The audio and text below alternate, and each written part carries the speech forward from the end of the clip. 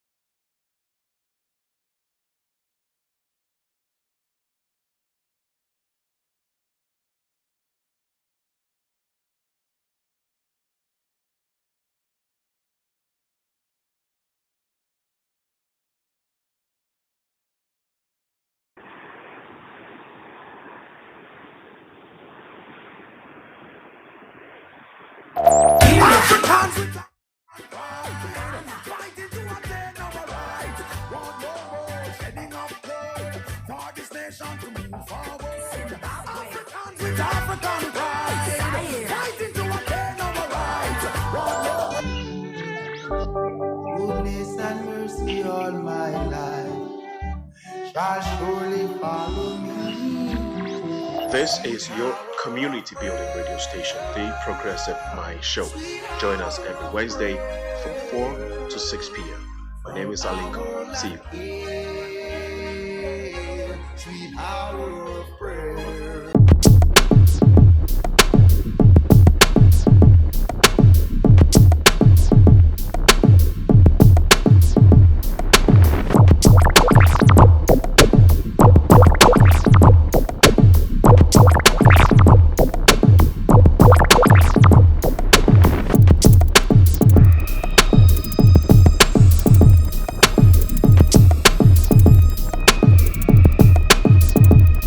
On Q4 Radio with your host Crystal KK and Linko. Stay tuned every Wednesday from 4 p.m. to 6 p.m. Welcome to the Progressive Mind Show here at Q4 Radio. You can listen to Q4 Radio if you Google it right now, and then hit play. All right. We are very thankful to God for giving us the opportunity to come your way again to serve. It is the 26th of February 2020. There's not going to be another one like this. We are blessed, as I said, to come your way. Today is the final episode of what we started 3 weeks ago, which is honoring Black History Month. We want to dedicate this platform in honoring the season as we ought to. We have been talking about the pre-colonial era up until now, and we are going to be continuing with the honorable guests that are in the studios today. We sincerely want to apologize to you all for starting a little late.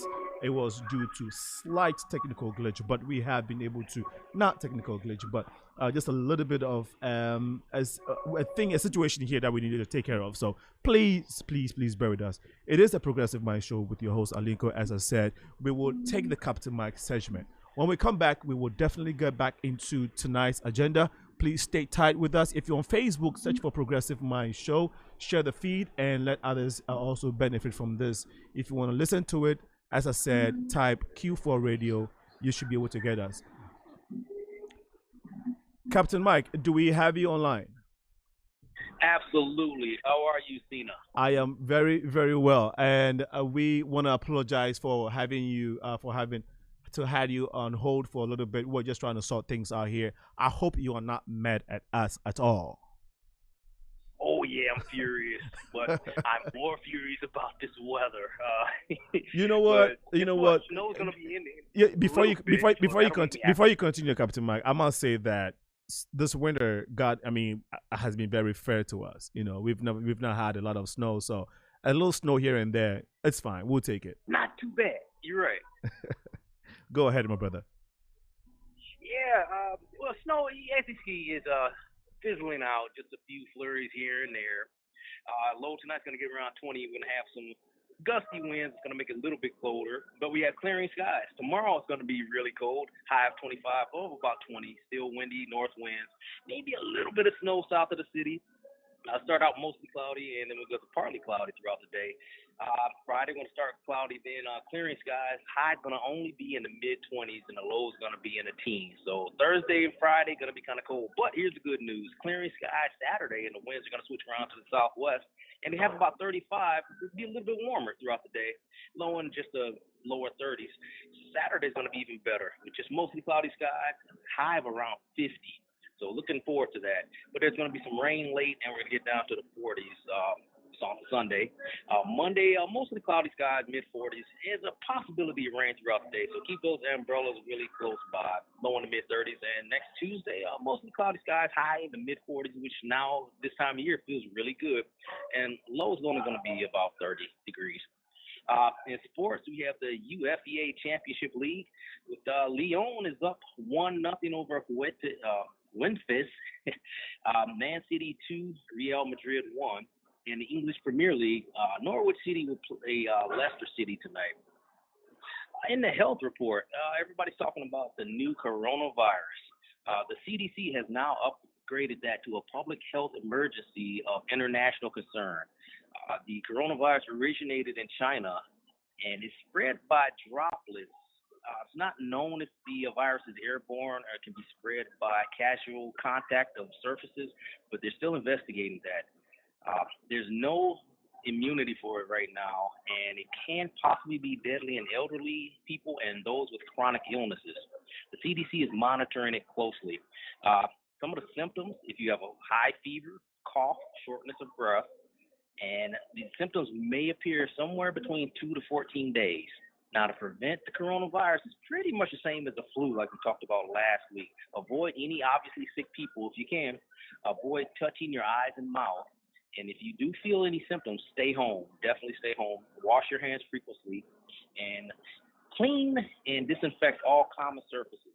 Now, if you think you have had contact with someone with corona or think you have the corona, definitely stay away from other people and pets. Stay home. Wear a face mask. Call your healthcare provider and provide them details of what you think you have the symptoms of. Cover your mouth when you cough and you sneeze. Your mama taught you that when you were young. And definitely monitor your symptoms. And most of all, if you do think you have the corona symptoms or you've been in contact with someone, call your healthcare provider right away. And go to cdc.gov to get the latest information. And now that I've scared you, I'm back to you there, Cena. Well, my brother, that was some scary, but I think the information is good, so we just have to run with it, make sure we're keeping safe and staying away from what we need to stay away from, and also making sure we are passing on this information to folks within our community, family, whatnot, so that we can all start looking after each other in a manner where we can be safe together, right? Definitely. Stay safe, and stay healthy out there. Stay warm these next couple of days, too. All right, my brother. We really appreciate you. Would speak with you next week. Sounds good. Talk to you in a week. All right. Stay warm. All right, you too. Thank you, man. So that was Captain Mike with the health and fitness and sports segment.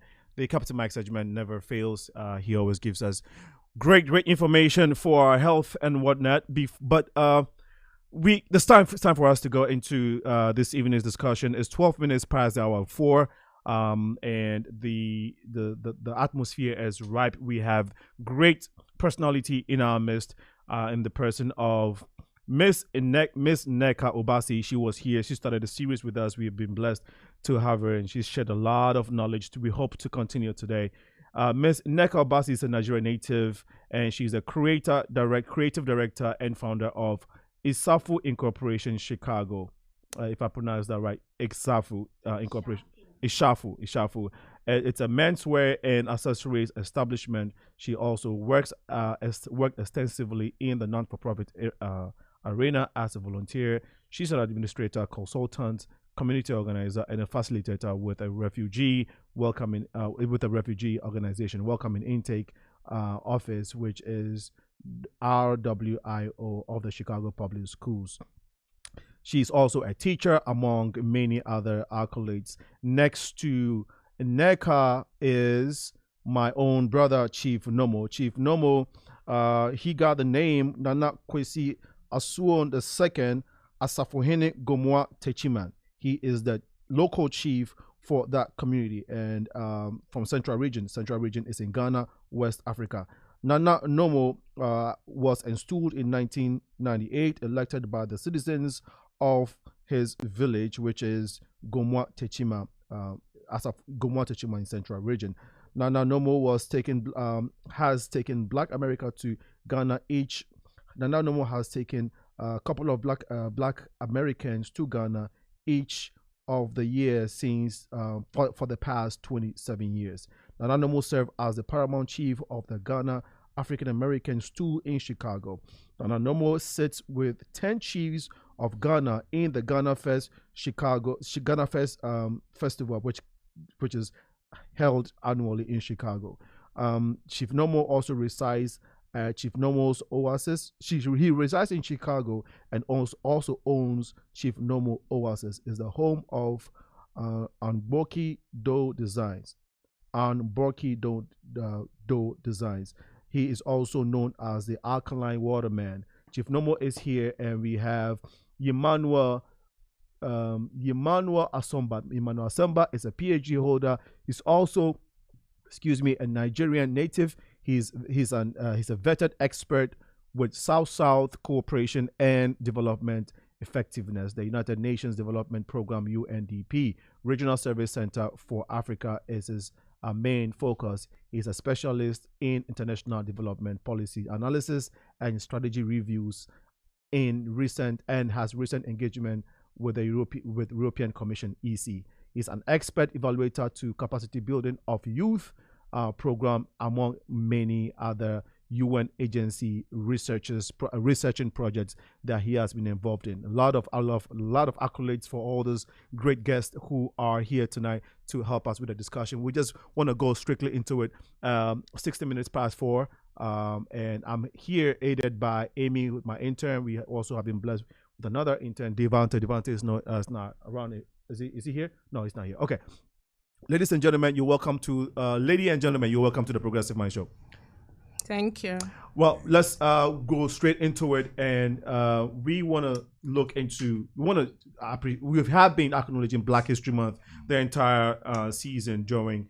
On this platform during this whole month, and we want to wrap it up. And we start from the beginning that the history or the story of Africa cannot be told even in the space of 3 months, I believe. All right, and the Progressive Minds is not going to attempt to do so. However, in this particular season, it's very pertinent that we designate time to dive into the continent and try to find out what makes us exceptional, what makes us great. So tonight's topic is the rich continent. The rich continent. Why is Africa the rich continent? But before we do that, Black History Month. How significant is Black History Month when it comes to the Africans and Caribbeans in the diaspora? How does Black History Month even affect us? Does it even concern us at all? Of course. All right. Yeah, I believe there's a continuum in this context. Because Black History Month is like a reflection of Pan-Africanism. Okay. Because Pan-Africanism started first with African Americans and Caribbean intellectuals. So basically, like Marcus Garvey, for example, Du Bois, yes. And then African intellectual came into the mix. Okay. And Nkrumah, Dr. Kwame Nkrumah. And Nnamdi Azikiwe. Okay. Azikiwe. Yeah, from Nigeria. Yeah. And Akintola. How about was Nyerere part of this whole movie? Nyerere, exactly. Nyerere, Jomo yes. Kenyatta. And Jomo Kenyatta. Yes. So, Exactly. Yeah, in fact, basically, because there's a symbiotic relationship between, for example, Pan-Africanism and the birth of a civil rights movement in the U.S. Okay. And also independence and anti-imperialism struggle in the continent, in the African continent. So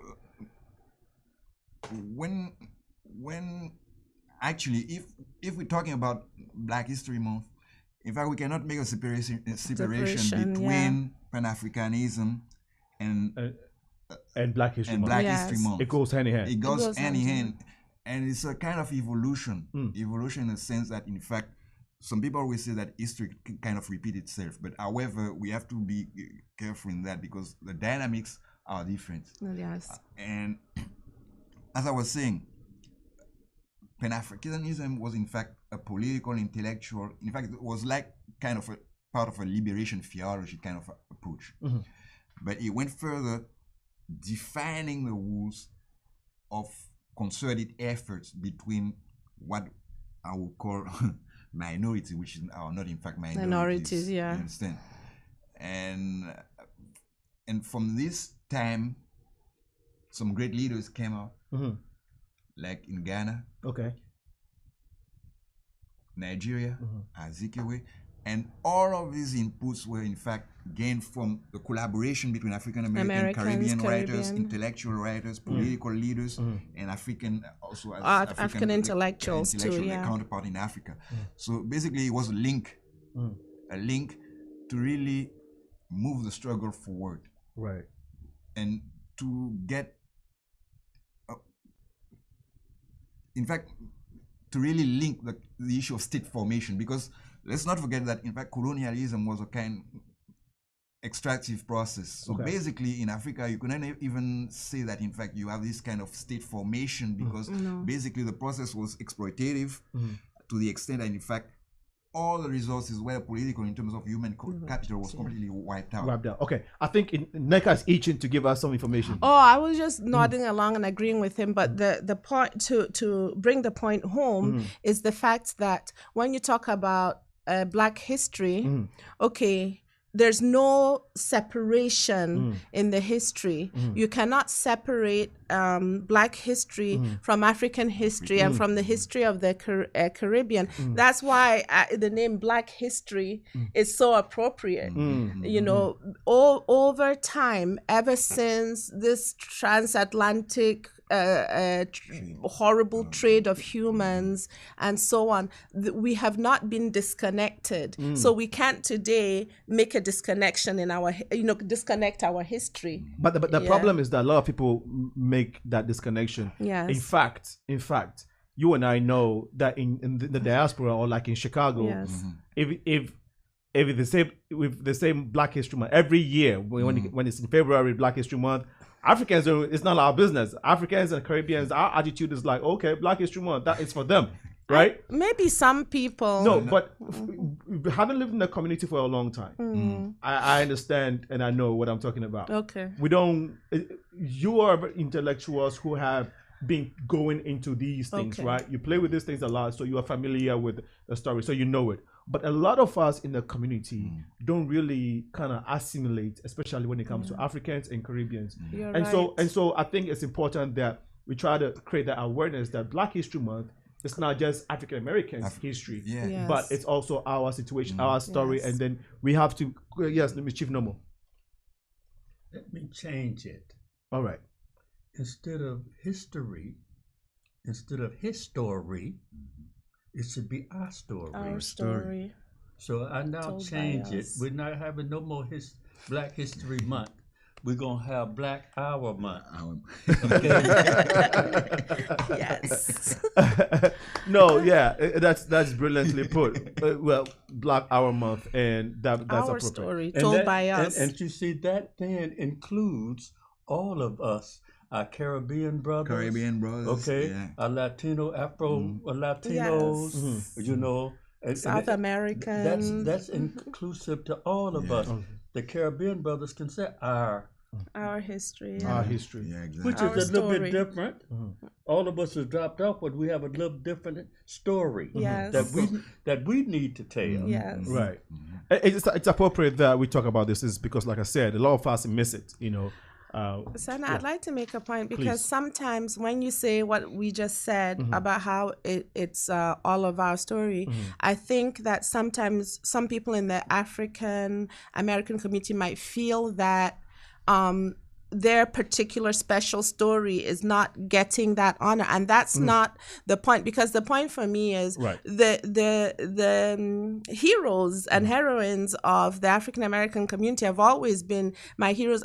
Maybe my upbringing was different, but I was never taught to make that separation, and so that's not what we're saying. In honoring Malcolm X and honoring Martin Luther King And in all the great people, sung and unsung heroes, I feel honored. I feel like I'm honoring myself. But at the same time, what I'm saying, let's also honor the relationship between Du Bois and Nkrumah and Azikiwe. They were all friends. Let's honor them all, and let's tell the story about how back in the day they were already collaborating, and that a lot of what we see today, the freedoms that we might have today, they collaborated to bring it about. I want to make that clear. Exactly, because the ancestors of the African American community, the Caribbean and African community, some of our ancestors had this vision that you're talking about. Yes. You know, they wished, you know, and they had this, and they worked towards what we are all seeing today. Exactly. Yes, there have been inventions. There has been groundbreakers in the African American community when it comes to the building and the history of America itself, the development of America itself. And some of us Africans are enjoying on the back of that. And so we feel like, you know, we ought to honor them. As Africans, we are not taking ourselves out to say, hey, Black History Month, hi. No, we say we are imbibed in this history. It's our story, and we honor all our ancestors who have paved the way for all of us. Yes. If you are interested in what we're talking about and want to contribute later in the show, you can please dial 312-985-7834 to ask questions or contribute. We would want to talk about the rich continent. Let's focus on why is Africa the rich continent. In the facet of life, there are three components that all the human race, every life on this earth, or every society on this earth has to have: human resource, natural resource, and of course, if you want to move ahead, technology, science and technology, innovations. Without these three components, I think the race, our race, will be gone. Right now, certain parts of this earth have more of this than others. Yes. As a matter of fact, you may have one and be okay. You know, and all of us, all the human race have at least one of these facets, which is the human resource. We all have human resource, so we can exist. But then you can't exist without the two. Okay, without the natural resource and technology. Now we understand that Africa has enormous of these resources, and so we want to get into what makes Africa a rich continent. Let's start from the human resource perspective. And I'll start from you, Chief. Nneka, if whoever want to start from. Could you want to? Well, let me hit a point. We're talking about post-colonialism. Yes. Therefore, one of the great assets that we have to recognize is the many who are going back to Africa with the retiring, with money, with trade, with their resources, profession, skills. This is a resource from England, from America, from Brazil, where there's more Africans than any other place besides the continent. People are moving back to just like in Ghana, we just had a flood. Yes, a year of return. I tried to get some visas that was coming late, and I found out that they had run out of visa slips because because it was so many coming. University. They didn't anticipate 10,000 coming. Wow. Okay. Yeah. So that's a human resource that we are, and not only is a human resource, but for each one of them who come back, they're bringing back a pension or Social Security. So that's They're enriching the environment. That's foreign investment, Yes. isn't it? Yes. Ooh. And also transfer of knowledge. Ooh. because Transfer of basically, knowledge, because yes. Yeah. That's a heavy resource there, Yeah. and that goes into our technology, doesn't it? Yeah. Because those Innovation. same people are coming. So Chief Nomo, what you're basically saying is Africa has a population of about 1.2 billion and above, right? Yes, sir. And that's just people living on the continent.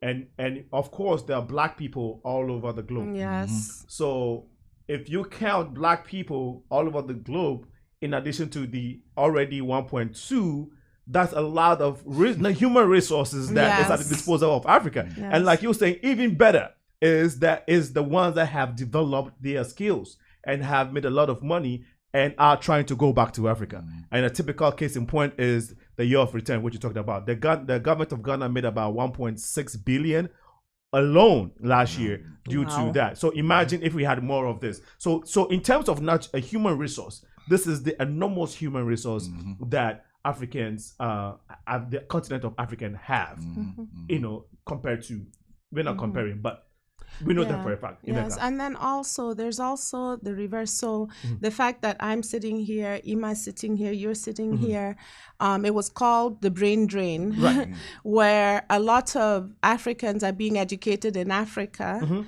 and then leaving to go and work in other parts of the world and taking that knowledge with them. And actually, wherever they land, they've excelled and they've contributed to those communities. So that's also Africa continuing to send a workforce all over the world. Exactly. It might not be forced like it was once upon a time, but it's still happening. And many great inventions in medicine, in technology, and so on have been discoveries made by African immigrants to other parts of the world. And also Africans in Africa continue to invent. So Yeah, that's very, very true. The advantage and the reason why we say Africa is rich, looking at even its human resource, is that, like we said, if you go to Europe, there are blacks there, black natural born, citizens of Britain and what in the diaspora, right? Yes. The Aborigines, so they are people of the African continent or the African heritage who, even though might not necessarily have been taken out of Africa out of slavery, due to slavery, or had migrated. These are just people who are black who happen to sojourn or live in. Yes. Okay, so that's what we're saying. Compared to the China, or the Asians or other races, there aren't too many Asians that live outside the continent of Asia compared to Africans or black people. Okay, so if we want to do a come home or a return home kind of situation, who is at advantage here? Okay, the black race. Yes. Because if Europeans are exclusively on the continent or in the continent of Europe, Well, except for places they've invaded and taken over. Well, even when they invaded, there are not as many Europeans outside Europe compared to Africans. You see, so what I'm saying is, for us, either through slavery, by migration, or by just geographical evolution, whatever it is, we have more humans on the continent of Africa and outside of it. Yes. And so we're just saying that the continent is extremely rich when it comes to its human resources. And this is the point that we're trying to make. I don't know if you wanted to add something to that, Emmanuel. Yeah, but I think it's an issue of human capital, because there you go. That's the word I was trying to get. Human capital. Yeah. So because basically at this point of time, when we talk about this return to Ghana, so in a way, this mass influx of people, that's what is going to be able to help to implement innovation, social innovation, technological innovation. Yes. But however, the point I want to make is that, in fact, okay, people are coming back, but at the same time, when they coming back like that, I believe that, in fact, on an institutional level, for example, in Ghana, in a country like Ghana, if the leaders are smart, they're supposed to bring some kind of institutional adaptation to kind of bring a convergence into this influx of people and human capital. So what are you saying? Are you saying they should, for example, be able to hold government positions and get jobs and what are you? Not only get government position, but at least for society to be closely involved into this kind of transformation. And at this stage, that's why we're talking about where the private sector has to be really involved into this kind of movement. Right. You understand? So they have to facilitate people opening businesses and becoming teachers and so on. And see, so that's one of the key points. I guide people back. I tell them, no, you're not going to the continent to take one of our jobs. You're going to create a job. Okay. Yeah. You're taking your expertise back there to start a business. Exactly. Whatever you retired from, you're an expert there. Why can't you be the president of that company there? Exactly. And so that's my whole point is if I'm coming to take your job, that's not in harmony. No. But if I'm coming to create a job, you're going to help me because your son, your daughter, one of them are going to be working. Even this is the truth. This is so much so. This is the truth. That's what I'm talking about, because I mentioned this concept of convergence, which comes in fact with adaptation, even in terms of urban spaces, urban and rural spaces, just at least to be more inclusive. The people are coming, but of course, this inclusion has to be like a win-win situation for everybody. So we don't want it to break down and be an issue of xenophobia like what happened in South Africa. Exactly. But I'm very proud of Ghana because I go on YouTube and I see Americans that have returned, because although I'm from Nigeria, I've been gone there a long time. But when I see Americans that have gone back to Ghana and other Africans, their experience will be closely related to my experience when I go back. And I see families with children. They go at first, they're renting, they talk about what happened, then they buy a car, then they see, people build their own houses here, then they build a house, their children are going to school and paying school fees, they're buying their water, and so on. And they are adapting and living there. And even by virtue of the fact that you've built a house, you've improved the environment. They go to market to buy food. Yes.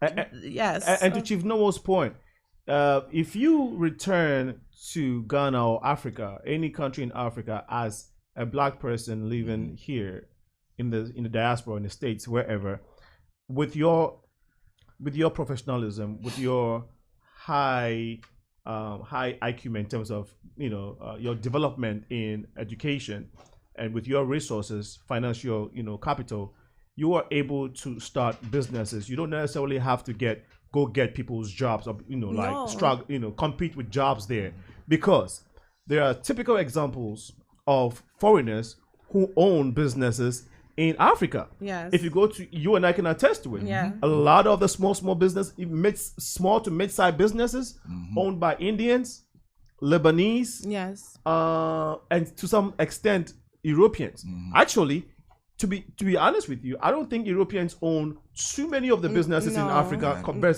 to the Indians and Lebanese. Nigerians too. A lot of Nigerians own businesses in many places. No, talk about Nigerians. I mean, even when it comes to the States, the statistics regarding high education earned by immigrants, right? I mean, across the board is Nigerian. So yes, human capital is one advantage that the African continent has over, I would say, any other continent. And also an issue of leverage too, because basically when you have this kind of demographic influence,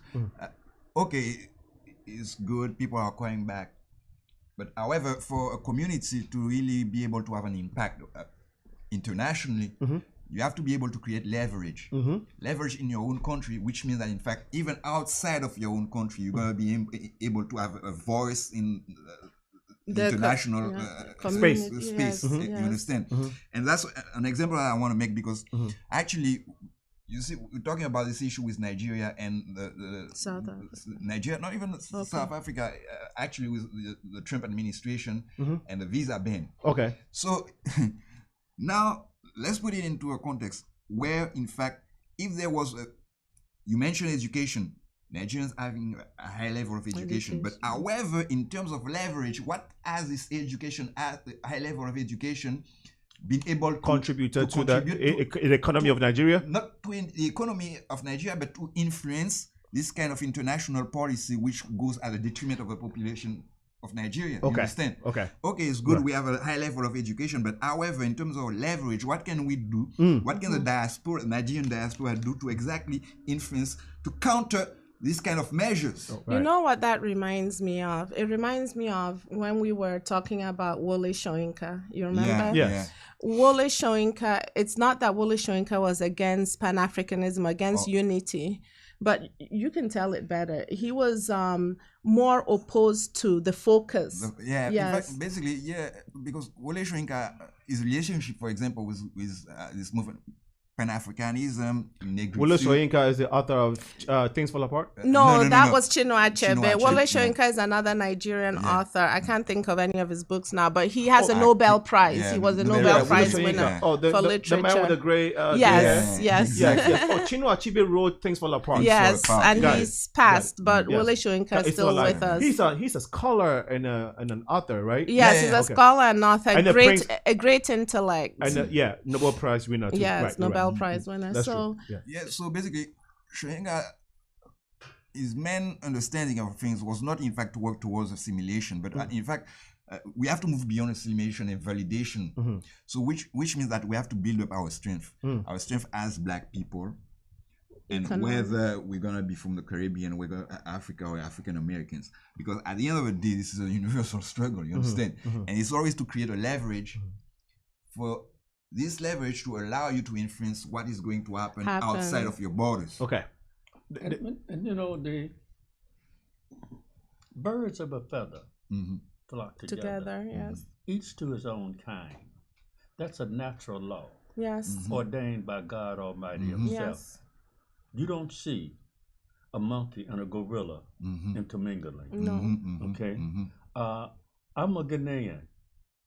I'm an African American. Well, when I want some grits and some. I want some kelewele. When you're in Ghana. Yeah, so I'm just simply saying, my Puerto Ricano friends, they want certain foods that have that Puerto Ricano taste.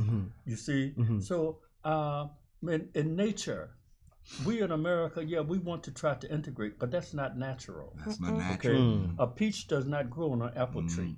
So, and there's nothing wrong with each to his own kind. No. Because that's where harmony is. Okay? And so the disharmony comes when I come into your community, but we have different cultures. We have different understandings. We make different languages. So you and I are not going to be bosom buddies right away. Right away, exactly. That's the point, right away. But eventually... And I want to be comfortable where I have my woman and my children. I do not take my woman and my children into a violent area. That's not intelligent. Okay? I do not. And that's not safe. Well, I mean, we talk about natural law. Right. Name me another creature on God's planet that takes its young ones into danger. Wow, that's deep. And so this is true. And so this was kind of Soyinka's point that what our focus should have been is on building ourselves up economically. He didn't like where it seemed that he felt that at the time, the Pan-African movement, some of our leaders, that they were kind of apologists in a way. He felt like they were looking for acceptance. And he was like, no, look at everybody else. You know, how did they get to be quote unquote white? How did they get to be respected? It was because they built themselves up economically. Exactly. Once upon a time, Italians were not white people. Irish were not white. Yeah. It wasn't until the 60s, I think, that Jewish people were now called white. Yes. What did all these groups do? They built themselves up economically, sometimes through criminal activity, and so on. But they built their communities up economically. And then they got the respect and then this leverage that he's talking about. So what he was I understand from what you were trying to say is Nigerians. So yes, they always say the most educated immigrants is. What leverage do we have in America? Have we entered politics? How have we used it to influence the betterment of our people? So, and who is that? Is it Stephanie? Who was this lady? The gangster woman in New York. Stephanie Sinclair. Stephanie Sinclair back in the day. Yes. The 20s, if you say Italians were not Italians, they were not considered white. They were not considered white, right? You say Italian were not considered white. Yes. So what I mean, somebody's listening and didn't probably is not understanding what you mean by that. Are you saying that before they became an Italian community, or before they became known as an Italian community, and they came from somewhere as just they were discriminated against the same way that we're being discriminated, and Irish people were too. Especially because in the case of Italians, they were coming from the southern part of Italy. And in Italy, there's a great divide between the northern one and the southern part, because in fact, the people from the northern part, Sicilians, they have this kind of disdain towards each other, distance toward people coming from southern part of Italy. So basically, when the migration from the southern part of Italy started coming to North America, of course, it brought with them this kind of migration brought a lot of cultural aspects too. And one of these cultural aspects was this kind of denigration that they encountered by the northerners from Italy. Right. So basically, the process goes that, in fact, they settled somewhere, a known territory, and at the same time, they were still encountering this kind of discrimination that they encountered down there. And so let's go before that. Why did George Washington come to America? He was running away from religious oppression. Am I right or wrong? You're right. So if he was running away from religious oppression, what religion was George Washington? He was a Christian. So a Christian is receiving religious oppression. How can that happen? That's happened because the Moors was coming through Europe at that time. And so the Moors were Muslim mostly. Not all of them, but mostly. So that's where he perceived his religion oppression, and he had to get out of there. Now, what color was Queen Isabella during that same period? And as they went on down Europe into Italy, that's when they became darker and darker. And Spain and then also. gone up into Spain for 700 years. Okay, so you're looking at what? You're looking at Mother Nature. But every drop of black blood. That's why the Italians was not considered white. Okay, the Norwegians and the blonde-haired, blue eyes, they were saying, y'all too dark for us.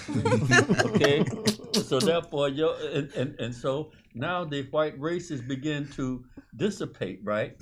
We got to make some more white folks. Okay, and then so come on therefore, in. the Italians, now you white. Okay, right.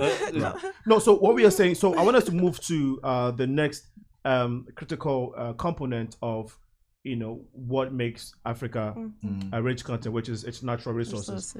So what we're just saying, but to close out on the human resource capital or the human capital aspect, yes, we have the human capital. However, how do we leverage that? Yes. Okay, to gain the respect that we ought to have from every other race or community. And so this is something that we as Black people need to be focusing on. Yes. Okay, we have the numbers, but we're not using it. Are we using the numbers to our advantage? No. So that's a great question, right? Something we can talk about later. But natural resources. Let's look at natural resources. We know that no human race or no society on this earth can function and develop without core minerals and resources. All right, let's take it. So why is Africa the richest or a rich continent when it comes to natural resources? Well, it's in number one, the variety. Mm-hmm. So almost anything Can we list them? Yes. Yeah, so we will, is there, and it's there in large quantities. Okay. Even for what has been discovered and there's yet to be undiscovered. So we know that pre-colonial times, besides gold and ivory, a lot of the export was agricultural. There was rubber, which was being from Central Africa. There were other sugar, even coffee and tea from East Africa, and so on, cocoa, and so on. However, over time came the discovery of petroleum. And so the northern, crude oil. So the northern part of Africa in Tunisia and, those countries, we know Libya and even Egypt, Morocco, they have petroleum. That's the main natural resource of that northern region. Coming into the, below them, the Sahara Belt, there's some minerals there. I'm trying to rack my brain. I know that some ore, not really in the Sahara region, but there's some ores that are used for nuclear things. Uranium. Yes. And so coming to West Africa, we know that countries like Cameroon and Nigeria have petroleum. If you say petroleum, some people don't have crude oil. Crude oil. Okay, but the problem is, okay, we have all these countries with crude oil, etc. and etc. But however, can we say that in fact this is really a resources or a resource curse? Because no, we want to just focus on what we have. What we have. Yeah. And like I said, if you have these numbers, please, I want us to go into them right away because of time. I want if we can come up with some numbers of all the quantities of this resource that we have. Chief Nomo. Let me give us a foundation. Africa is the largest continent on the planet Earth. Yes. It is so large you can set the United States of America inside of it 3 times. So that gives you a broad range of natural resources and minerals. We have everything. Okay? And because it was the dark planet, the dark continent, that kept a lot of folks away. So now, after they used up all the resources everywhere else, okay, now they want to come home and use up our Why did they say Africa is a dark continent? That was a part of the white supremacy. Yes. Yeah, so actually when you call they were in the dark about it. The reason why I brought it up is because he made reference to the dark continent, which is not true. No, I don't want us it's very sunny.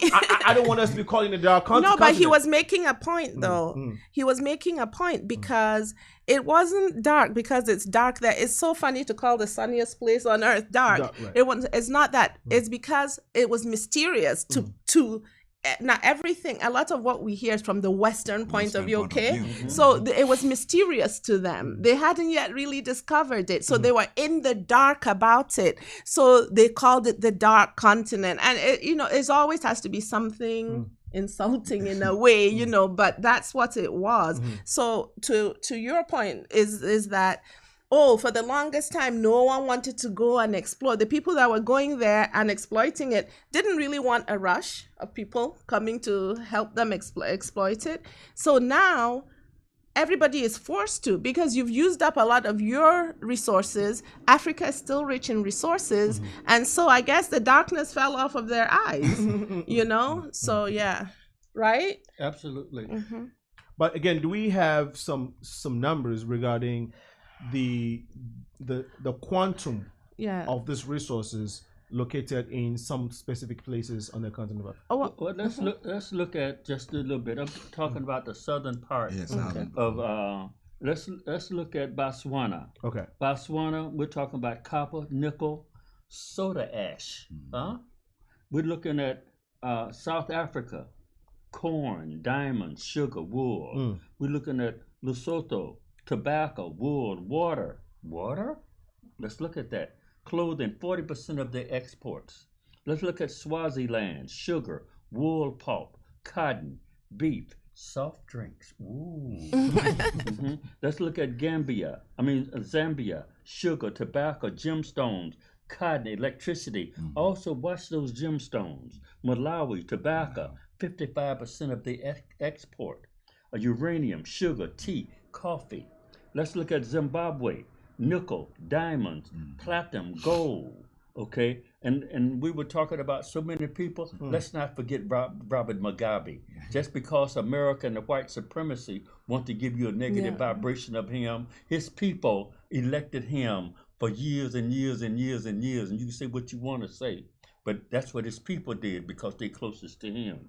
Looking at Mozambique, we're looking at aluminum, electric energy out of Mozambique, tobacco, natural gas.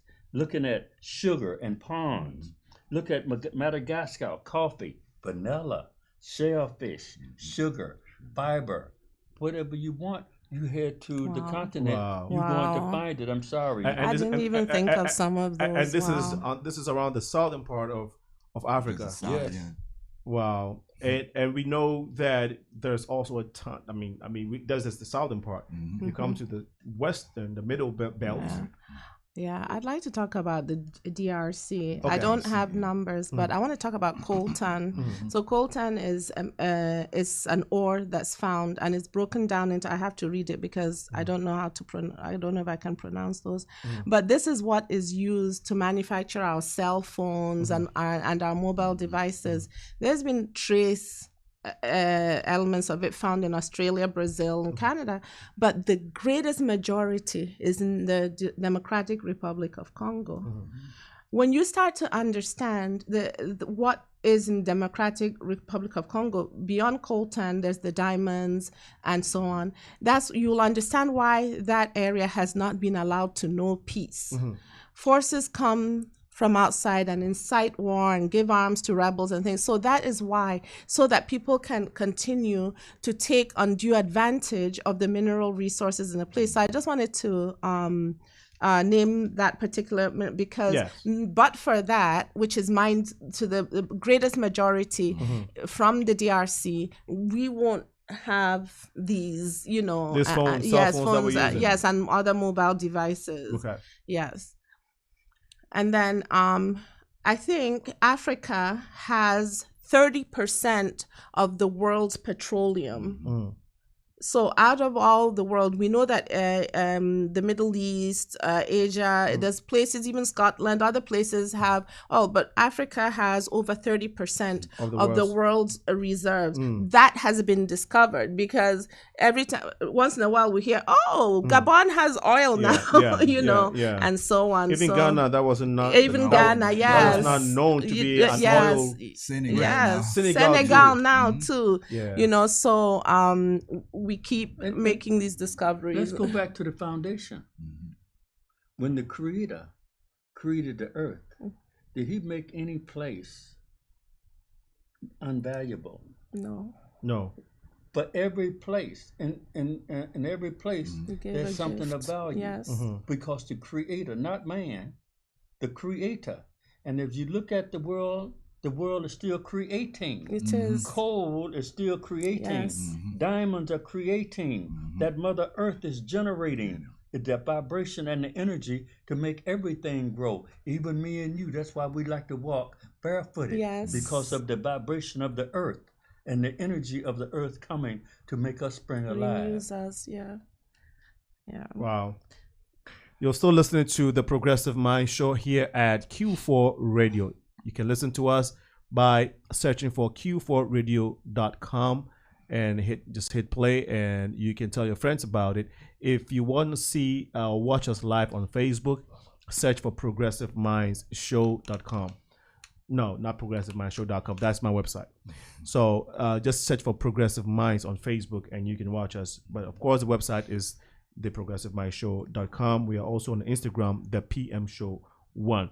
I want to take this opportunity to make a few announcements for some of our events that we have coming. The Progressive Minds and its team has been working very hard in terms of how moving our community in the right direction, integrating our community, building our community, and getting involved in things that matter to us. As a result, we have what we call the African Diaspora Summit. The African Diaspora Summit.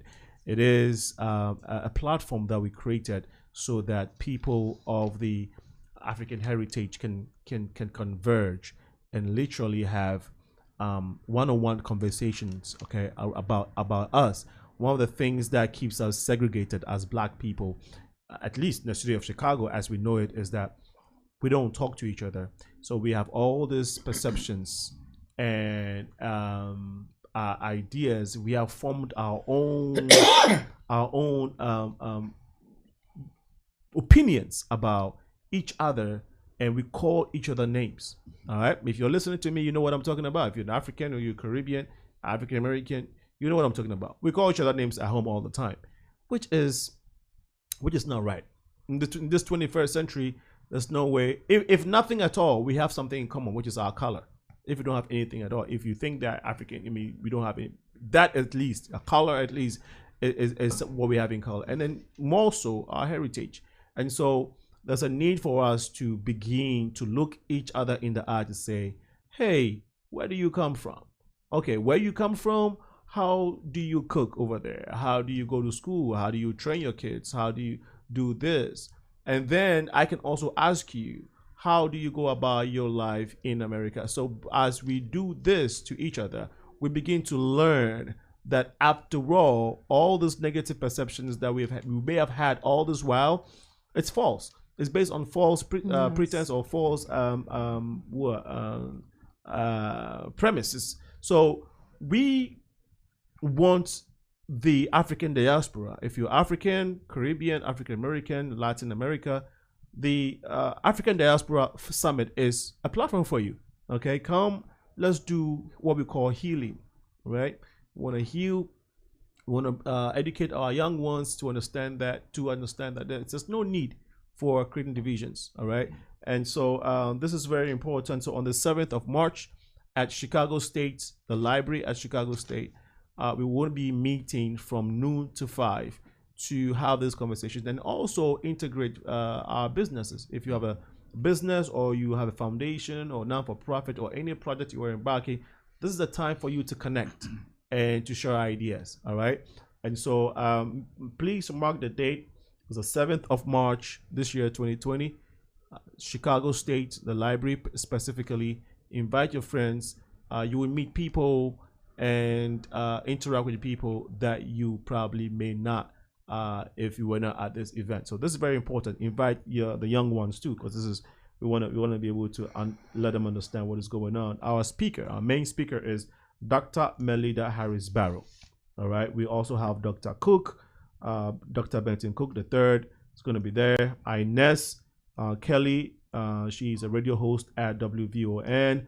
Lawako DJ Tao, he is the leader of the Burkina Bay community in Chicago. He is coming. He's one of the panel members. Emmanuel Abedami is the owner of Iyanze Restaurant. He's going to be there. Amal Castelli has her own school. She has her own school in Chicago. She's the principal of her own school. She's going to be there. We have Mr. Abraham Morgan. He's also going to be there, an astute entrepreneur and philanthropist in Chicago. We have Greg H. Morgan. Greg H. Morgan is the CEO of one of the old credit unions in Chicago. He's the president and CEO of Southside Community Federal Credit Union. At Shatima Webb also is going to be there. Shatima is the CEO of Model Esteem. And of course, our own Dr. Melida Harris Barrow, CEO of Harris Business Enterprise. So these are great people that are going to be at the panel. The community is going to come. We're going to interact. We're going to eat food. It's free. You don't have to pay nothing. Just come. Let's heal. Let's do business. Let's eat and interact, and then start a conversation. All right, that would benefit generations to come. Amaka has been there. Chief Nomo is here to come, and so invite your friends. Keep that day in mind. On the 2nd of May is what we call the Miss African Diaspora. We are promoting Black beauty. Period. All right. Keep that date in mind. 2nd of May, Miss African Diaspora. If you are interested, I'll give you the number to ring in to register and get more information. If you also want to know more about the African Diaspora, go on Facebook, type the African Diaspora Summit. It's 2 minutes past the hour of 5. You are still logged on to the Progressive Mind Show at q4radio.com. We have Latonya Johnson, who has since been watching us. John Woods also just joined in. We are concluding the series that we started called The Chronicles of Afrika. How we started, as though we can start talking about the beginning of Africa. We couldn't, but we just wanted to do the best that we could in terms of analyzing or talking about the continent of Africa. Africa has been in existence over 5 million years. I mean, we've always been around, and today we are ending it with the post-colonial era, focusing on why Africa is the rich continent. And so I want to turn back to my guest, and we've been talking about the natural resources that are in Africa, and we mentioned some of them on the southern part of Africa. We mentioned some of them on the east, in the middle part. We know that most of the oil is located on the northern part, and also now we are finding a lot of oil on the west.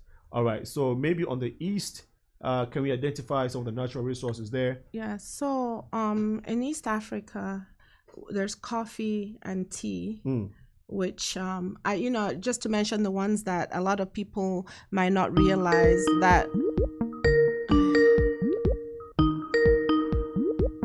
I know. The call just makes you want to take a halt, right, Amaka? We have a call on the line. Okay. Can we please know who's calling? Oh, okay, I think we lost it for some reason. Unfortunately, we lost that caller. If you want to ring again, it's 312-984. Let me get to that. My screen just blanked out. Where are we? Okay, we're here. Just give me 1 second here.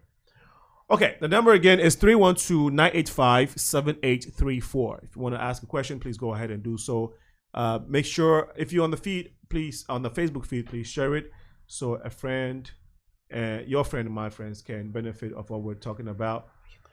If you just join us, this is the Progressive Mind Show here at Q4 Radio. Amaka, please go ahead.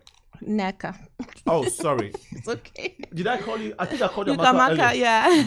It's know. Okay. No, because you talked about Amaka that's going to be, that owns her own school. Oh, yes. Yeah. Okay, yes. It's okay. Yeah. Amaka means very beautiful. So. And she's beautiful I'm too. Fine. If you could call me Amaka, I'm flattered. Okay. All right.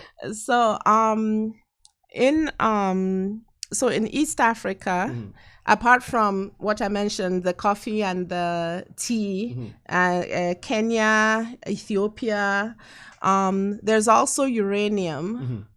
Okay, East Africa has uranium, and then, which is little known, that there's gold. In East Africa. Also, so there's hardly any part of Africa where you won't find gold, but I don't know if a lot of people know that. There's also petroleum in Eastern Africa. Can we? Do you have some specific countries like yes, Tanzania? I can. I can name some countries, but I have to look at my notes because there's a lot. So Angola has, which a lot of people don't know. Angola has oil. There's oil in the Congo.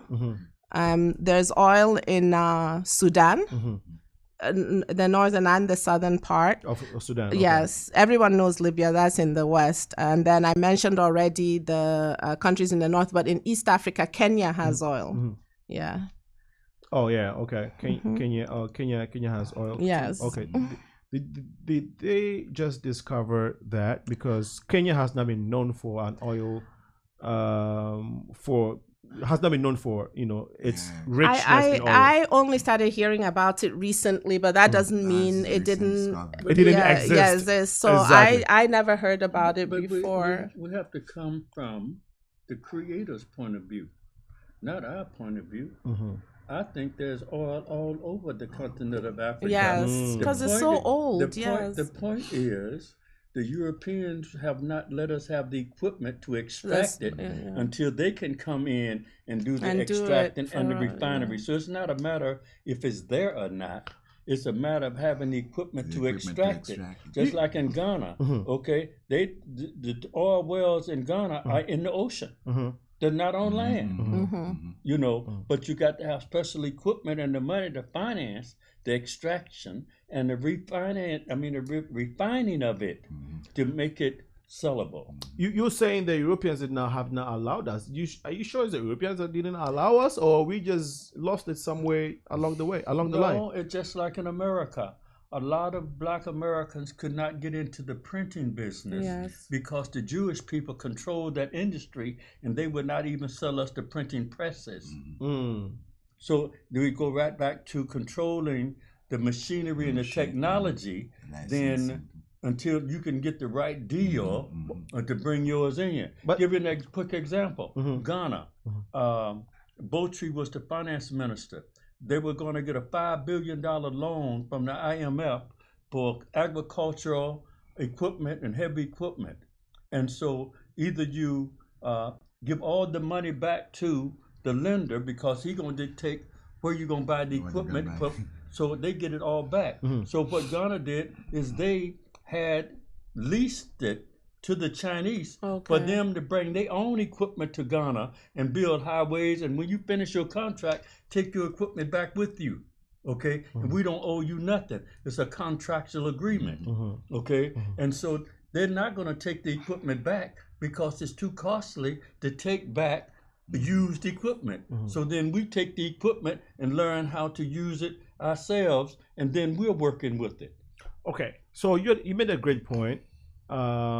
You said in America, blacks were not allowed to have, certain resources to develop the black communities, right? If I'm correct by your point. Now, America, blacks are not the majority, so to speak, right? The minority in terms of numbers, of course. In Africa, we're majority everywhere. So we don't necessarily have physical oppressor or anybody saying you can have this, you can have that. So I think that maybe as Africans we ought to own that the responsibility for not doing certain things that we ought to do. But in fact it's also an issue of state capacity, because all these desires, all these wishes to be able to manage your own resources, your own people. If at the same time there's a lack of institutional capacity, it's going to be impeding on your development on the long. That's fine. So build the institutional capacity there. You have to build the institutional capacity, but at the same time you gotta find the good leaders too. That's what the problem is. Because at the point in time, Singapore, when Ghana had its independence, Singapore was nowhere. When it's that. Singapore at this current time is one of the leading producers of palm oil and palm oil products, right? Yes. But guess where they got the palm oil from? Nigeria and Ghana. Nigeria, they got it from Igbo land. Okay, they got it from Igbo land. There's also history that they got it from Ghana too. Okay, now look at what they do with that thing they got from us. Yes. See where Singapore is. Look at where Ghana is in terms of economic development and infrastructure wise. All right. So our leaders has not dealt well with us. Also, our leaders come from us. In Nigeria, Lamiland, when we complain a lot about our leaders being corrupt. Okay, the leaders did not come from a void. So if your leaders are corrupt, it means your society is corrupt. Well, what happens in Africa, and I'm not excusing our leaders, but what I see left over in Africa is a lot of colonial mentality. There's because when people come into Africa to negotiate with us, it's like they come in and they dictate the terms.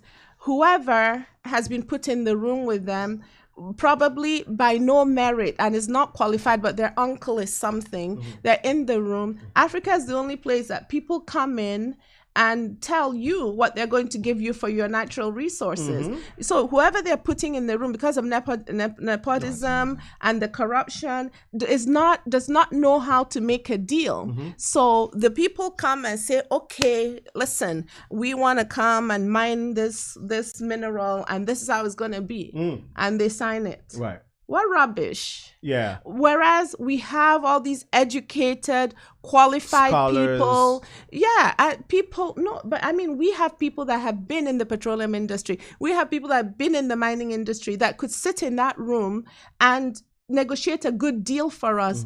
But it doesn't happen. It doesn't. But you see, you're trying to be like somebody else. And that is the problem. God made you. Okay?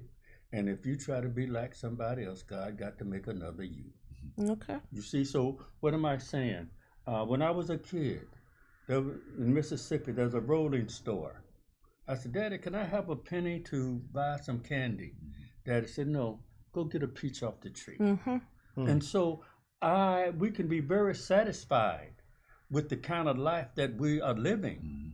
But if we want to be like somebody else, want to be like the West and all of that, that's a problem, okay? Because you're going to always be in wanting, okay, and not satisfied with what God has given you. So I'm just simply suggesting that in Igbo land, why would I want to be like a Englander? We really don't, so. And so I'm just simply saying we have to be who we are, not trying to be like someone else. If we try to be like the European, I agree with we you. may end up being a white supremacist in a black uniform. And there are a few of those. I agree sometimes. For example, you'll see in Nigeria, someone will come to build a hospital, right? And will build Rush Presbyterian. We don't have the manpower to run something that size what we need is more simple. When we built according to what we needed, what suited us, we ran them very well. They worked. What happens to when people come and have this grandiose thing? It doesn't work. So to your point, yes. Maybe Africa should be Africa. Africa should be Africa. And yes, develop along African lines, That's the difference, because in fact, when we talk about development, development is a contextual It's process. contextual, So you cannot use, for example, a European model to try to impose it on African, the values are completely different. It's not going to work. And these are things that we have to take into account. Yeah. But I think we're not this. You go ahead. Natural differences. You have a habit of being on time? You have a habit of being on time? No, I don't have a habit of being on time because that's not our culture. Our culture is not to just be confined to a European time. I told you I'm coming by your house at 1 o'clock. I tell you I'm coming by your house at 1 o'clock. I come by at 4 o'clock. I think I'm on time. Of course. Because we wouldn't even Nomo, say man. that. No, listen, because. But you see, okay. So these things though hurt us as a society or as a people. Okay, when you talk about time, okay, if you have to, okay, go ahead. If Nneka. we developed along our own lines, it wouldn't hurt us, because when I go, my village is still quite rural. People are on time there, because when they say "Ogabu no toto," ututu means morning, but everybody knows morning around the time you would have swept the yard, swept the house, fed the kids. So everybody might end up there around 10. And then when the people that are in charge of organizing have put the seats and they hit the gong, ututu, people start coming. When they say efifie or ehihie, that's afternoon. It means something. It means you've gone to work, you've gone and done whatever your work is, and you've returned and fed your children. Then you're going to come there. If they say mbede, there's a meaning to it, and it is very precise, because they have continued to do it that way. I've never had anything in the village setting have people come late like they do in the city, and these people work off of ututu ehihie and mbede. And they're never late. Okay, well, they're not. Okay, they're not late in their own context. That's what I'm. But So that's fine. to his credit, if we continue developing along that way, do you think we wouldn't have made it more precise? Do you think we wouldn't break ututu down to isi ututu, which is the head of the morning? That means you better just wash your face and take a shower and come on out. Isi ututu. You know, there's the isi, that's that early morning. There's the middle. There's the later morning. Do you think that we wouldn't? It is more casual, but it works. It works. Okay, it works for us. Yes, it works for us. So we have to start. But I think the confusion is that look at uranium, crude oil, gold, the timber, diamonds. It is said the largest diamond that has ever been found on Earth was found in I think Sierra Leone. Okay. And the mineral that you mentioned that's used to make coltan. Phones. Okay. Yes. So now we're using cell phones. Okay, could we have done without cell phones? Because now we're scrambling for it. We're paying high premium money for it. Guess what? The Europeans or people have to come and take that natural resource from our backyard, go produce this and bring it back to us. And sell it back to us. That's what I'm saying. Sell it back to us. So that's what I'm saying. Okay, but we have to. I'm sorry. We're talking about post-colonial yes, Africa. Post-colonial. Okay, for this thing to work, there have been many of us that have contributed to this working. There's the. You mean the cell phone? Yes. How? The cell phone. Yeah. Okay. I will tell. The cell phone was the major part of that invention was from an African. The cell phone. Yes. From an African. That takes us into the other component of why Africa is rich: science and technology. Yeah. Victor Lawrence from Ghana. Okay, I'll let you expand on that. But we have shown, our history shows that we are the founders of math, science, and technology. Yeah. The evidence is there. Can we talk about the pyramids? Can we talk about also some of these? Yeah. People from Greece and so on, they were going to Africa to learn these things, math and so on. And what people don't realize is we think that there was no technological development in Africa because of the stories that have been told of people who at first were trading with us, and then they decided, shoot, we need more. We're going to now exploit them, telling stories, especially the transatlantic slave trade was very damaging because they had to tell stories that these were just primitive people to make that trade to justify the trade. You know, to tell themselves and the world it was okay. That is when a lot of the lies about us was told. But if your child is born today, you're born today, nobody told you your history, you wouldn't know. So what has happened to us is with colonization, they decided what we learned. They made a separation between us and our history and taught us theirs. And so even, like I always tell people, my dad is the oldest man in my town, okay? My dad is 95. My dad was Western educated. Think about it. So now... He teaches you what he knows... That's another story and not the true African story. What I'm saying is he was Western educated. So can you see how much when it started that we don't know our own? So we've had now to go back and relearn it and relearn the truth. But a lot of us are stuck with that image that we were so primitive. We were the same as our contemporaries. Around the time when they were saying, oh, we lived in mud huts or mud houses, everybody built with whatever natural resource they had in their place. And we mentioned on this show that Benin City had 30 wide straight highways at the time. And street lights. And each lane was about 120 feet wide. Benin City had a wall as taller and longer than the Great Wall of China. So technology was nothing to us. Yes. I mean, we had it. My brother has been nodding. If you want to say something, please come ahead. I'll let you go. I'll let you contribute if you want to. Okay, feel free. This is an open forum. If you have something to say, please go ahead and express it. Okay, I'll let you do it. All right. You ready? Oh no, not yet. Okay, not yet. Okay, all right. Okay. So Joseph, when your guy just joined us, Mr. Candyman also just joined us. Philip, Fifi Hayford. Fifi Hayford also just joined. We have about 20 minutes to wrap up.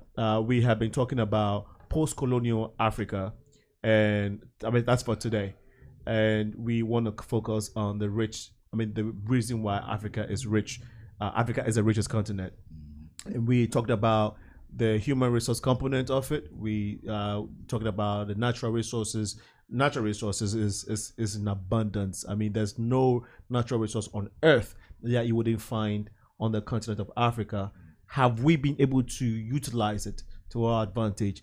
That is the big question that we can talk about another time. What has post-colonialism done to us? What is the effect of that to the African people, to the extent that we cannot even acknowledge or realize some of these things and utilize them, given the fact that we were the cradle of civilization. We had science and technologies. Our history showed that we built the first university in the world, which is in Timbuktu, Mali, as we speak. And the pyramids, we built them. The Sphinx, we built them. Talk about, and some of the inventions or innovations of the African people has not been able to be replicated today. Up until today. You cannot build like that today. You can build all the skyscrapers. You cannot. You just can't pyramid, replicate yes. the pyramids. Let me just take it back to a natural point. The sun in Africa comes at a different angle than the sun in North America. My arthritis don't even bother me in Ghana. Oh, wow. But as soon as I come to America, Do you know? we're just talking. This is not a lie. Okay? Yeah. So the sun is an asset. I was dying at one time. I fading away. And something told me to tell my wife, take me to the sun. She took me to Ghana. 6 weeks I'm alive and well. Okay? Let's look at the rich soil of Africa. There's no other soil in the world like the rich soil of Africa, where everything comes forth. Yes. Everything, oil is made there. Diamonds, gold, bauxite is generated. It's not just there and been there. The earth is continuously regenerating itself, making more gold, more oil, and so forth. And so water, look at the continent, surrounded by water. No country on the planet that has water is poor, because God feeds them from the sea.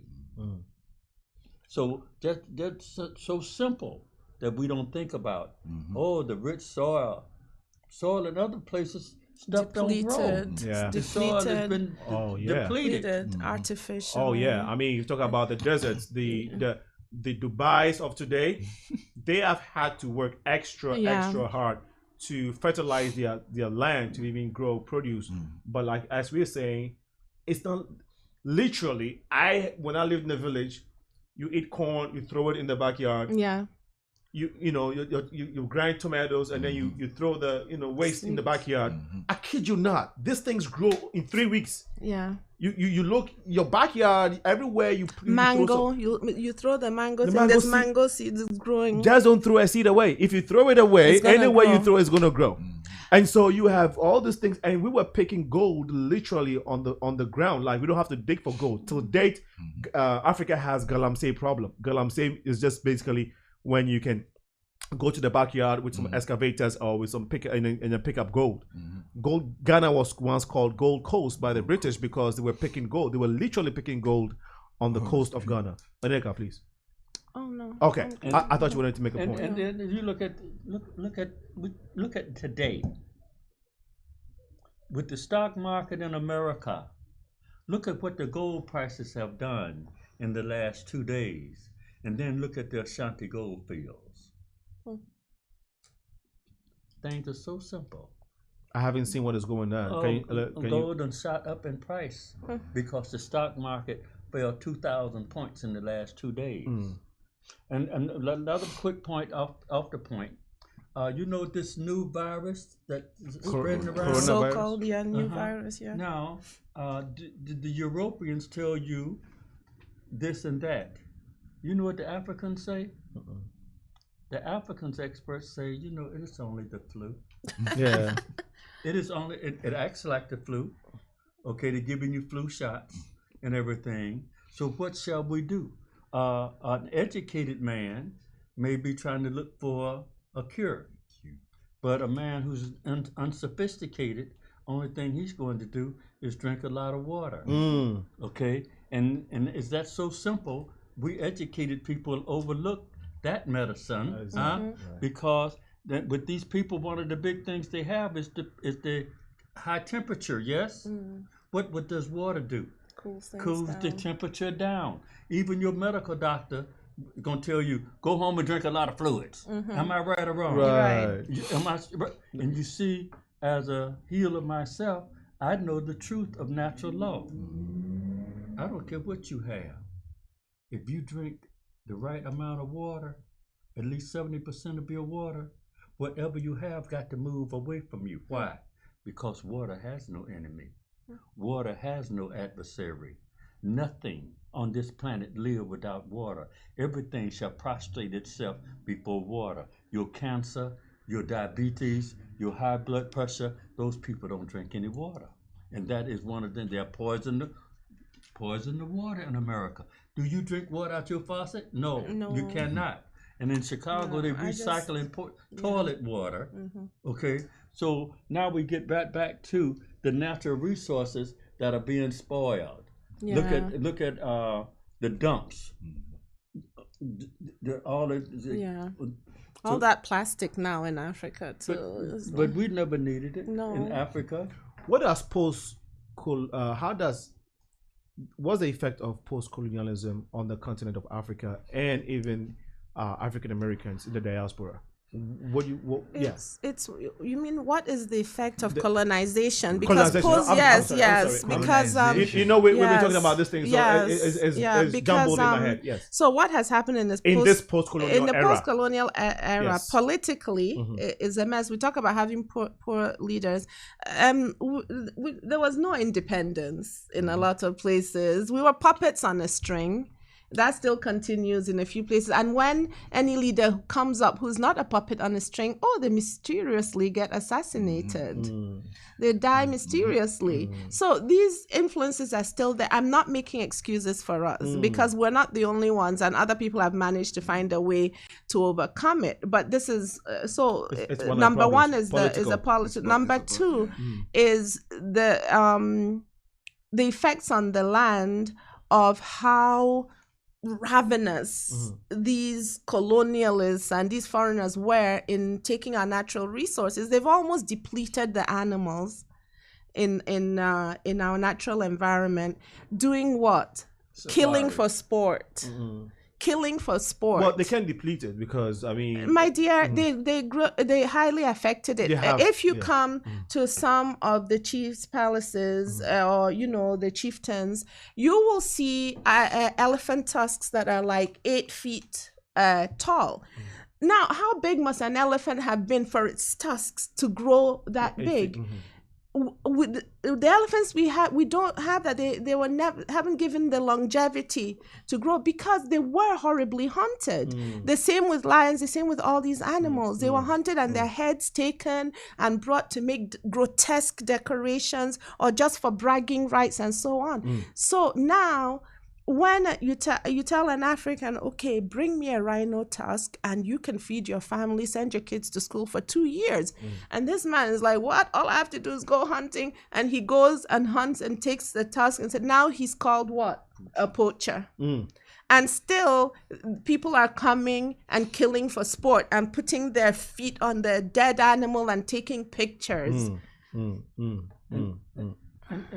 going back to post-colonial Africa, if you really want to get a good understanding, there's a book called The Confessions of an Economic Hitman. Now, if you go and get the book of The Confessions of an Economic Hitman, it lays out exactly how they colonize. The first person to come is the person with the Bible. When they get ready to colonize, that's going to be the first one, the missionary, the one with the Bible. Okay? The last person to come is the military. Okay? So there's a whole system of colonialization that we have to get a clearer understanding of the process. Okay, and so it's not a bad thing because we have survived it. We survived many things, and there's a natural law on our side anyway. So when it's all over and done with, you can't eliminate black from the universe. No. That on that point, you can't eliminate black from the universe. We are an awesome people, but have a lot of challenges. Oben John Nneka just joined us. He's watching all the way from Dallas. He says, very true, Africa is the richest continent in all aspects, yet African remain destabilized to the benefit of the West. Look at the Congo. Yes. Sad. Congo is going through it. I mean, so you made the point earlier. You said Resource it's a resource scarce. We still have Latanya, Johnny Woods, Mr. Candyman Ghana, Joseph Awinyoga, Fifi Hayford. They are still hanging out with us. If you want to contribute, the number is 312-985-7834. Wanted to remind listeners that on the 7th of March, which is next week Saturday, at the Chicago State University, right at the library, we are bringing you the series 3 of the African Diaspora Summit. We are going to be having a panel of about 9 to 10 people who are going to be talking about healing and also finding solutions to some of the common problems that we share in our communities. We'll talk about business. There's going to be free food, and so please come, invite your friends. Let's come and brainstorm on some of the things that keep us apart as Black people, and find ways as to how we can heal and move forward as a people to better our communities. Also, bear in mind that on the 2nd of May, we have what we call the Miss African Diaspora. We promoting Black beauty and also want to use it as a platform to promote folks who are doing business with African fabric. Okay, so if you're in the industry of, if you are a stylist and you were in that industry of the Afrocentric clothing kind of business, this is for you. How do we find markets for you? So this is one of the ways that we think we can improve on our own economy. All right, so folks in that industry, this is for you. Miss African Diaspora pageant is coming on the 2nd of May, also at Chicago State. Keep the date in mind. More information is going to be coming on this on the Progressive Minds page and on social media, so watch out for that. We have about a few minutes to go. It's 35 minutes past 5 p.m. here in the studios of Q4 Radio. You have been listening to the Progressive Minds with your host Alinko, and I am still here with Nana. I don't want to call. Let me just call you Chief Nomo. Chief Nomo is here with us, but then he has his chieftaincy name, which he likes to be addressed by. So he's looking at me, and I have no, I have no choice but to call him Nana Kwesi Aswan II. He is the Asafwahene of Gomwa Techiman, Central Region, Ghana, West Africa, and his title is we call him Chief Nomo here, but his official title is Nana Kwesi Aswan II. And let's just go over something real quickly. As an Asafwahene chief, I'm over the young man. Okay. We're not at war. No. So what is our job? Teaching the young men how to be a good son, how to be a good brother, how to be a good uncle, how to be a good father, okay? A good husband. Forgot the husband part. Okay. Absolutely. Hello. Yes. That is very important too. Yes. Because he's a good husband. He's been married for 47 years. 47 years. Congratulations. And my mother picked my wife for me. Yeah. And my mother proposed to my wife for me. Oh my I goodness. didn't have to do that. Well. I have a mother. But that's how the world is simple. And when I first opened my eyes, my mother was making all the important decisions for me, yes? Yes. So as soon as I get ready to get married, I supposed to kick my mom under the bus? No. Mama know I'm ready to get married when she know better than I. And she been looking, who is she going to pick? she's gonna pick the young lady that she can get along With, to yes. be her daughter-in-law. Yep. You see, now when my mother and my wife come to me for something, they get it. When the mother and the wife come for you, you must get it. This is true. But back home, they used to pick wives for us. Yeah. Yeah. I mean, they still do in some cases. Yeah, and I think if your mom picks a wife for you, I mean, involve your mom because there'll be peace. Right. Yes. I'm all for that. Okay. I know from experience that people need to listen to go with your mom, even if she's not pick, but involve her in the process. Yes, yeah. Absolutely. Wow. Okay. I'm all for it. And in an informal way, we still do it. Yes. Because when your daughter come home with this guy and he don't look right, that daughter gonna know not to bring him back. He's not coming back. The same with the son too. It's an informal way we're still doing it, but more sophisticated. We're still matchmaking. Yes. Lorenzo Warford agrees with what you're saying. She says, "See that's what's needed. Guidance from the parents." Yes. Well, it's we have a few minutes to wrap up. Number is 312-985-7834. If you wanna.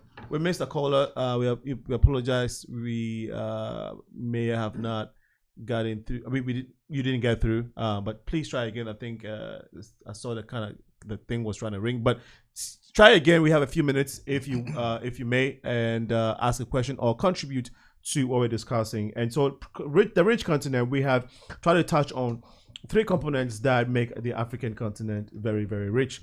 And so, being it's that rich, its people ought not to be in poverty. But we are, and we know that it's part of the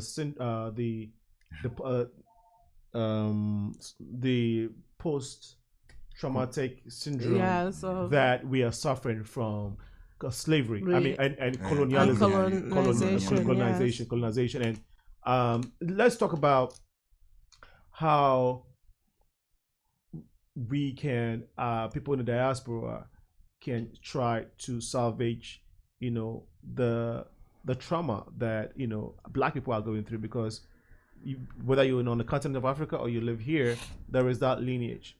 Should we have to start working towards how we can do what we call brain gain, just like you said from the beginning, to help the continent of Africa? Because at this point, our leaders are not the ones to get out of the economic doldrum that we are in. So should we fall on the competence of the diasporans, which is African Americans? Okay. Talking to my Italian friend. Nomo, I don't have time to help you and your people. I'm working to help my people. Why don't you help your own people? Okay. And so I can appreciate that, and I can understand that. Some of my Hispanics say, he ain't got time to help me. You're trying to help his people. Of course. Okay. And so you and we have to do what everyone else on the planet is doing. Everyone else on the planet is shopping in their community with people who look like them. One of our biggest problems are we rape our community, taking our money to someone else's community, making their community so nice that I want to go there and live there instead of living in my own community. And so this here is a brain drain, a financial drain, okay, because we want to shop outside of our community. And the key to all success is you shop in your community with people who look like you. That is the natural law. You don't see tigers running around trying to be messing with lions, okay? Because it's not natural. And as long as we try to integrate, integrate. Yeah, I don't like integration. I don't believe Why? in that. It is not natural. Some bad stuff gonna happen to you when you try to integrate. Okay. You say integrate with other races, or yes. just okay. I got you. I see what you're saying. Just like Chicago. Just for the benefit of listeners. Yeah. What's wrong with Chicago? To me, nothing. I can tell you by zip code where all the Puerto Ricanos live, where the Nigerians live, where the Ghanaians live, Okay, everybody's gravitating toward their own. Okay, so then that's nothing wrong with that. So you shop. This sister here, she speak Igbo. Okay, so if she gonna do business, she will be able to communicate with someone else who speak Igbo, okay, like her, and they were able to negotiate faster and easier. Now, if I go cross-cultural, there are going to be some cross-cultural communication problems, which causes misunderstanding. So there's nothing wrong with being in natural law. Name me another race that try to integrate. Name me another race on the planet that attempts to integrate, like the blacks in America. It is not natural, and it won't work very well. That's why when I was a young person, we were segregated. Yes. It was a beautiful thing. Yeah. Okay? Our kids run around. More progress than in the Next door was a lawyer. Down the street was a doctor. Okay? We didn't have to go outside of our community for anything. So are you proposing that African Americans or Black Americans do their thing, Africans do their thing, Caribbeans do their thing? Is that what you're saying? No. Let me tell you what. But you're talking about the rate. No, let me tell you what I'm saying clearly. It's natural. She's Igbo. When she come here, she gonna want to meet one of her Igbo friends so they can talk. So that she can tell her where to go get your hair done. You can tell her where to go get your food. Okay, there's nothing wrong with segregation. That's your miseducation. The whole world is segregated. The nature is segregating. So there's nothing wrong with it. Okay. The problem is you and I are trying to integrate, and it's not natural. Okay, if you say you and I trying to, okay, so I, as an African, I can integrate. Well, hold on. As an African, I can integrate with you, who is Black, to try to work together. It's not going to be easy for you as a Ghanaian to integrate with me as a Black American, and we don't even speak Tree. No, we don't speak the same language, but we have a commonality, which is our skin. I'll take the skin color. That for me. And then we also know that we have one heritage. Yeah. You know, I always say that I'm comfortable in the diaspora. I mean, I always say that, like, when the Asians come here, okay, you see when you go to Chinatown, it's not just Chinese that live there. You have Vietnamese, because they understand that if you're not in the confines of your community, which is your motherland, and you find yourself in a foreign land, there's a need for you to come together because there's strength in numbers, right? So I think that as Black people, there's a commonality among us, right? Where we can begin to pull our resources together so we can make even bigger impact. Yes, we don't speak local dialect, but we speak English. At least I can understand your English, you understand my English. I understand your heritage somewhat, you understand mine. We just spoke about Pan-Africanism, how the African American heroes and scholars and African scholars came together, trying to work for the betterment of the African race, or the Black race, basically. Give you an example. Before Martin Luther King. Actually, our time is up. Okay, our time is up. But make that point quickly, and then we can wrap up. Before Martin Luther King, you didn't know nothing about integration. With other races. However, the Africans that came here lived in the South Side in the 40s. Right. So they were integrated with African Americans, and they were comfortable doing so. The cultures are not that different. I'm comfortable in Bronzeville. I live in Bronzeville, and I'm comfortable. Chief Nomo, we're not talking about integrating with other Africans. We're talking about integrating with the greater society. Okay. Yes. Right. Okay. Okay, so, we agree. Yes, we're on the same page now. Chief Nomo has clarified it. At the end of the show, we all came to a natural law conclusion. Well, it's been great and wonderful. I'll leave you all to give me 30 seconds. Give me all your last words so we can close up today, please. I'll start with you, George. Emmanuel. Yeah, it was again a pleasure to participate in the show. And I'll be going to invite me again. It is always. All right. Yeah. Nneka. Thank you. And I want to leave us with one last message. Let's stop falling for the same old tricks of division. We are one people. Let's come together and make things happen. I love that. Chief Nomo. Drink some alkaline water and you won't be getting sick from this virus, okay? Amen. Okay, to all our listeners, God bless you. And I can say more than that. Please stay safe. Please stay safe from diseases, the cold, and whatnot. Make sure that you are doing things that would benefit your neighbor. Remember, to whom much is given, much is required. This has been Alinko coming your way with the Progressive Mind Show. God willing, next week we shall be here again. And we have been in the studios of Q4 Radio every Wednesday, 4 to 6 p.m. We shall be here to serve you. God richly bless you. Bye-bye.